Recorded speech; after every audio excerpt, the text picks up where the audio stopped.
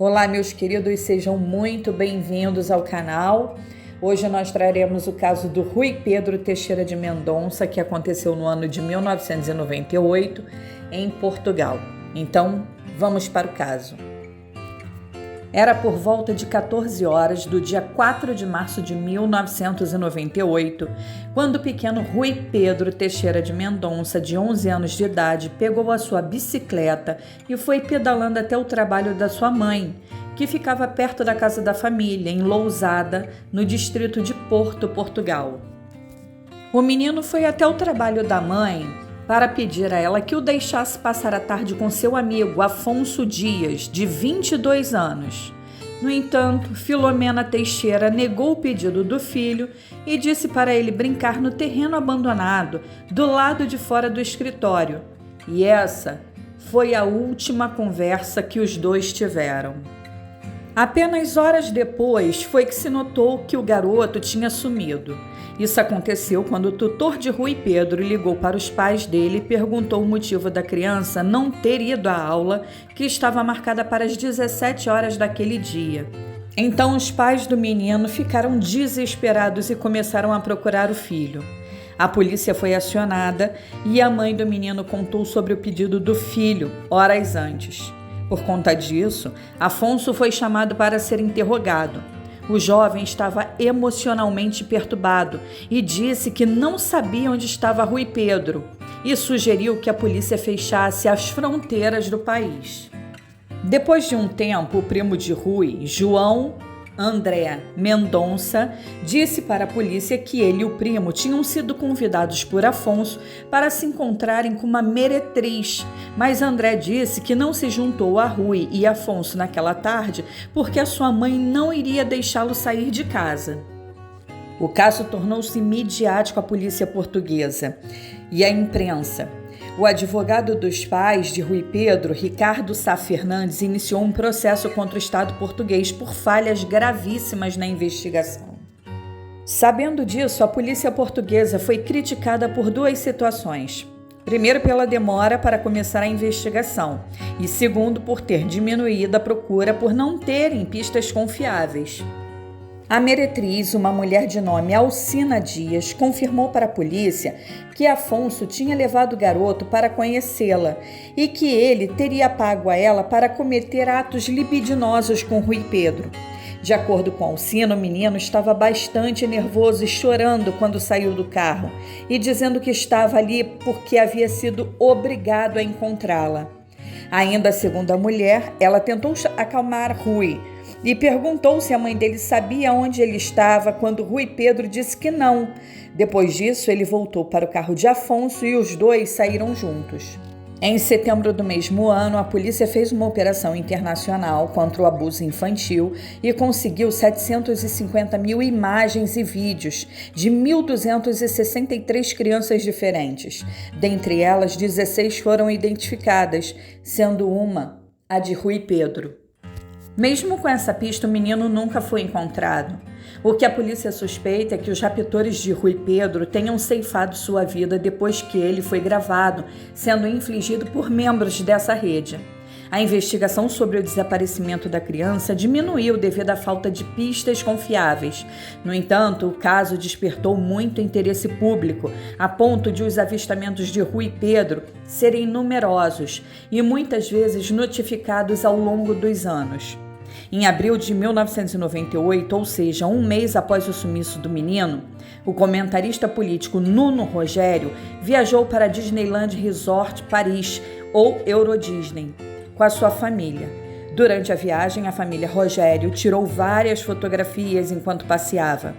Uma dessas fotos mostra um garoto sentado atrás da família que supostamente se parece muito com Rui Pedro. Sentado ao lado do garoto estava um homem de aproximadamente 40 anos, vestindo uma jaqueta vermelha. A polícia portuguesa confiscou as fotografias para uma análise mais aprofundada, mas nenhum progresso foi feito. O julgamento. Afonso Dias foi julgado em novembro de 2011 e foi a primeira vez que Alcina reconheceu o jovem diante das autoridades. Supostamente, a mulher tentou dar vários depoimentos aos policiais antes, Mas como ela não conseguia identificar Afonso apenas pelo nome, a sua versão nunca foi ouvida. Mesmo sendo julgado em 2012, Afonso foi absolvido por falta de evidências. Contudo, em 3 de outubro de 2014, ele voltou ao tribunal e foi condenado a 3 anos de prisão pelo rapto de Rui. Em 18 de março de 2015, Afonso Dias foi levado para a prisão por seu advogado, depois que o mandado de detenção foi emitido pela polícia. Ele cumpriu uma sentença de 3 anos que foi reduzida para 2 por bom comportamento. E no dia 29 de março de 2017, Afonso Dias foi libertado. O caso à época foi muito criticado. Segundo Filomena Teixeira, a investigação a respeito do sumiço do seu filho não foi feita de forma correta. Isso porque a polícia nunca investigou as pistas que recebeu, não ouviu depoimentos de vizinhos e nem fez averiguação do carro do Afonso Dias.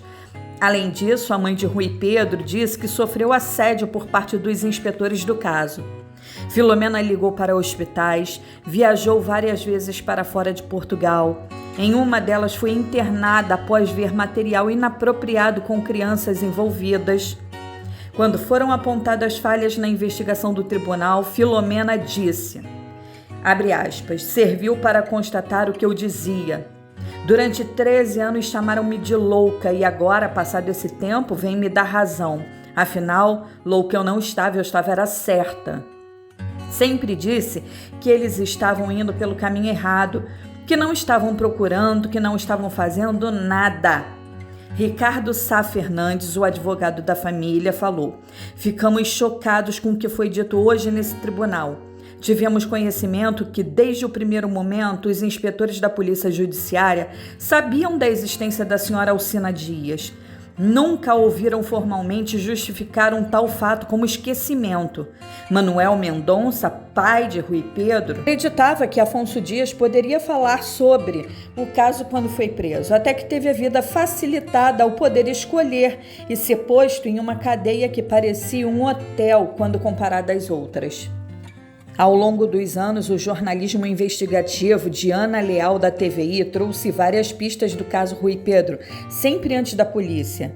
Seguiu pistas ao vídeo de Benidorm, que fica na Espanha, onde uma testemunha afirmava ter visto Rui Pedro dentro de um condomínio fechado, acompanhado de um homem. Porém, após receber a informação, a polícia atuou a jornalista uma semana depois. Nesse vídeo, o garoto brincava na piscina, não podendo visualizar o seu rosto detalhadamente. Já o homem que estaria com ele, sim, era possível identificar. Informações de várias fotografias impróprias surgiram na Holanda e na Suíça. Segundo a jornalista, isso só tem uma explicação: negligência por parte das várias equipes da Polícia Judiciária. Não houve vontade política, não deram importância para as várias evidências na investigação da TVI. Era um vexame a emissora TV aparecer sempre à frente da Polícia Judiciária. Em 2 fotos apresentadas no processo da PJ para a reportagem da SIC, o inspetor Luiz Borda d'Água disse que é possível ver semelhanças com Rui Pedro nos arquivos encontrados com os meliantes. Porém, o reconhecimento total foi prejudicado devido ao menino estar com olhos fechados. Aqui, um agente do Ministério Público alegou que eram falsas essas pistas e mais tarde a própria Polícia Judiciária disse que não tinha provas para seguir essa linha de investigação. Em outra foto que Ana Leal teve acesso em 2002 e entregou ao Poder Judiciário, é possível ver um menino amordaçado e com sinais de tortura que a família reconheceu como sendo Rui Pedro.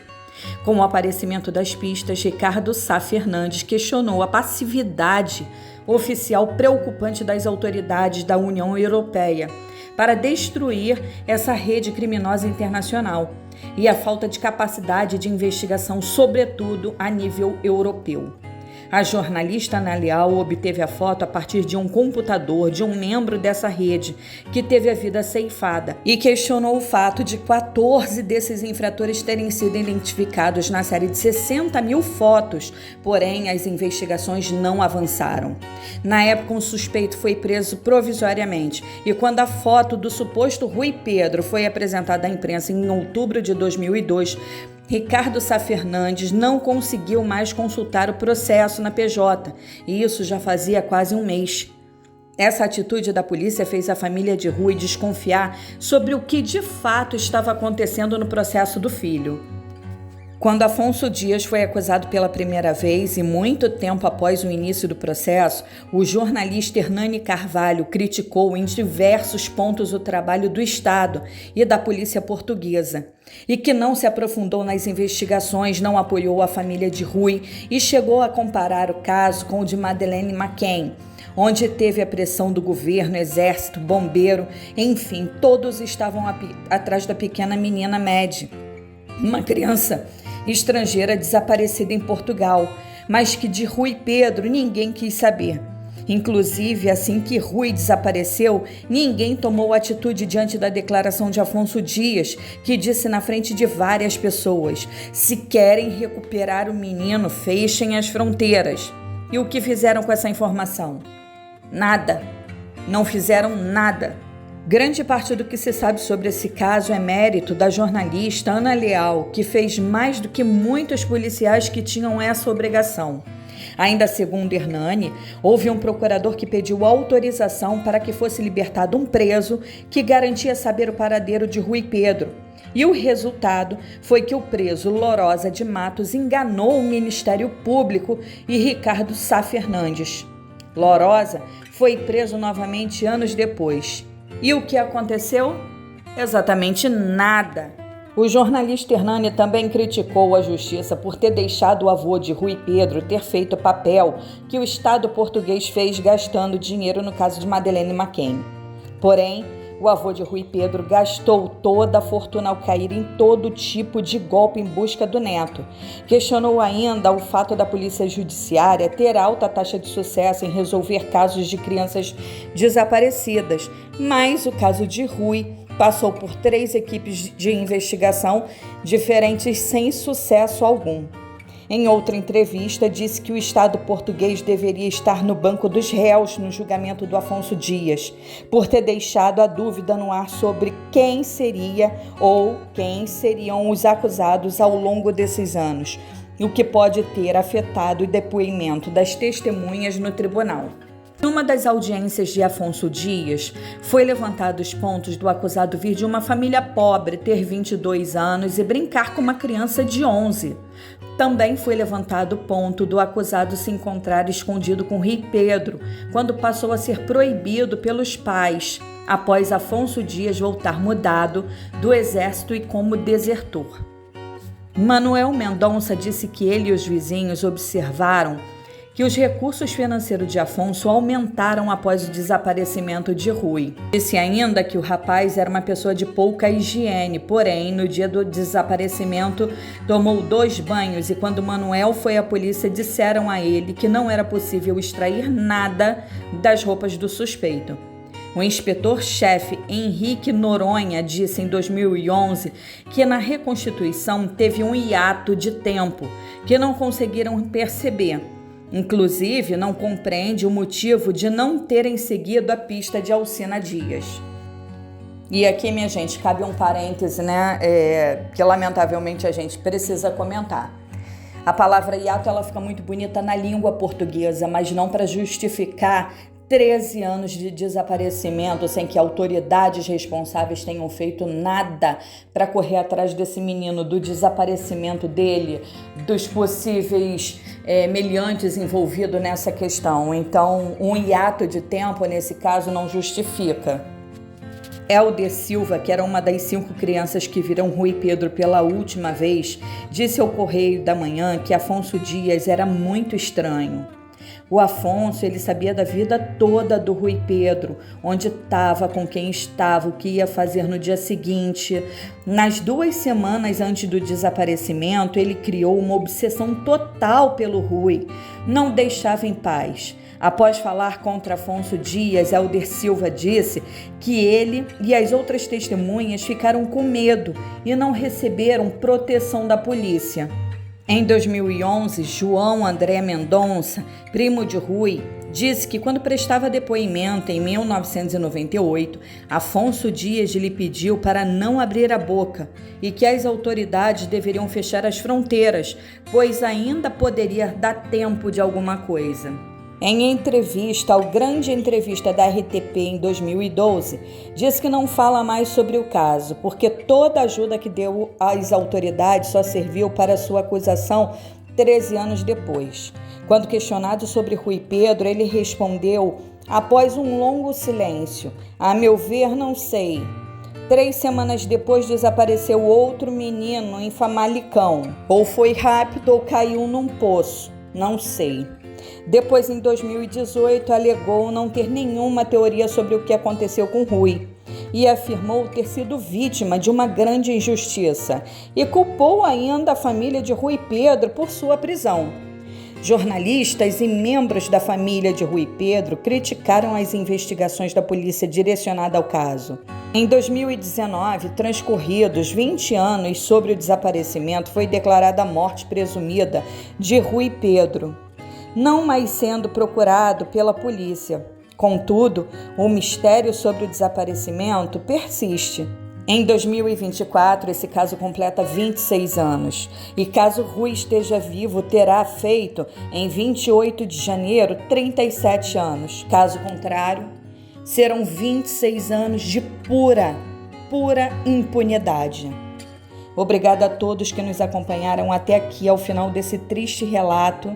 Não existem palavras para amenizar a dor de uma família que passa por uma situação como essa, minha gente. Por favor, inscrevam-se no canal para nos apoiar, curta, comente, compartilhe e muito obrigada a todos. Se possível, deixe aqui o seu like para mais dicas como essa. E faremos o possível para trazer pelo menos uma vez por semana mais casos como esses, tá? De pessoas que desapareceram, de que estão sofrendo injustiça até os dias de hoje, de que ninguém procura mais, que foram resolvidos anos depois. E é isso, minha gente. Muito obrigada pelo apoio e até o próximo vídeo.